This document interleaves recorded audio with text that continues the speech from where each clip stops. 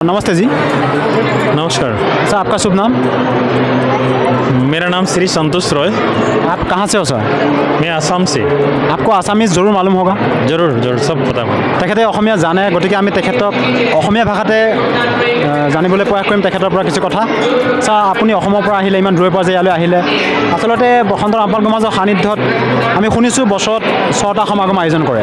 এইটো যি দিব্য যজ্ঞ দিৱসৰ যি আয়োজন কৰিছে, এইটো কি উদ্দেশ্যৰে আয়োজন কৰা হৈছে সেই বিষয়ে কওকচোন ছাৰ। আমাৰ গুৰুদেৱ সদগুৰু ৰামপালজী মহাৰাজাৰ আশ্ৰমত ধৰ্ম দিব্য যজ্ঞ সমাজ কল্যাণৰ কাৰণে সবৰ মংগলৰ কাৰণে এনেকুৱা যজ্ঞ কৰা হয় আৰু এনেকুৱা শান্তিপূৰ্বক হিচাপত ধৰ্মযজ্ঞ কৰা হয়। এই বিশ্বত এনেকুৱা ধৰ্মযজ্ঞ কৰা আৰু এনেকুৱা কোনো প্ৰাইম মিনিষ্টাৰৰ পৰা ধৰি MLA মিনিষ্টাৰ এনেকুৱা ধৰ্মযজ্ঞ কৰিব নোৱাৰে।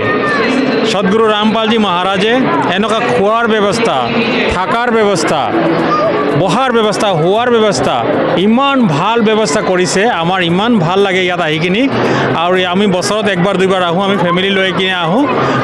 আমাৰ বহুত ভাল লাগে। আৰু ইয়াত আৰু স্পেচিয়েলি আৰু এটা বস্তু ভাল লাগিছে, ইয়াত আপোনাৰ কিবা বেমাৰ আজাৰ হৈ গ'লে লগে লগে ট্ৰিটমেণ্ট পূৰা ফ্ৰী। আপোনাৰ দাঁতৰ ট্ৰিটমেণ্ট, চকুৰ ট্ৰিটমেণ্ট, যিকোনো বেমাৰ, এনি প্ৰব্লেম, তাৰমানে ইমান জলদি ব্যৱস্থা হয় ইয়াত। ব্যৱস্থা ইমান ভাল লাগিছে। সদগুৰু ৰামপালজী মহাৰাজে বিশ্ব কল্যাণৰ কাৰণে, সমাজ সুধাৰৰ কাৰণে এনেকুৱা ব্যৱস্থা কৰিছে, আৰু সদগুৰু ৰামপালজী মহাৰাজ এনেকুৱা কৰি থাকিব সমাজৰ মংগলৰ কাৰণে।